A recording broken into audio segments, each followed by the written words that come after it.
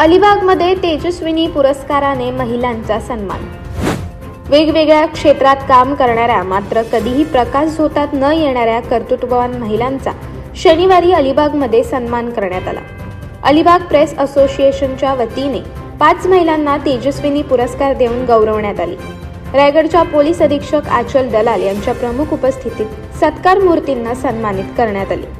जागतिक महिला दिनाचे औचित्य साधत हा कार्यक्रम अलिबागमधील पोलीस मुख्यालयाच्या जंजिरा सभागृहात मोठ्या उत्साहात पार पडला। यावेळी व्यावसायिक क्षेत्रात काम करणाऱ्या वंदना विजय सुर्वे, देविका देवेंद्र पाबेकर, प्राची विवेक देवळे, पोलीस दलात वाहतूक कर्मचारी म्हणून सेवा देणाऱ्या प्रियंका अमोल घरत, तसेच अगदी कमी वयात समुद्र पार करणाऱ्या सारा अभिजित वर्तक या महिलांना तेजस्विनी पुरस्कार देऊन गौरवण्यात आले।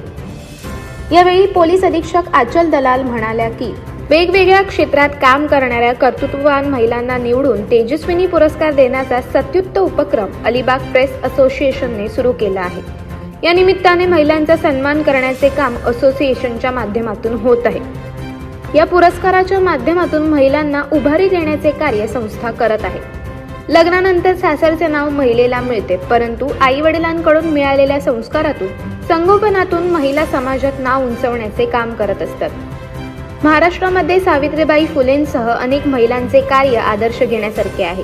या भूमीत मला पोलीस अधीक्षक म्हणून काम करण्याची संधी मिळाली, कर्मभूमी म्हणून स्वीकार केल्याचा आनंद आहे, असे पोलीस अधीक्षक आचल दलाल म्हणाल्या।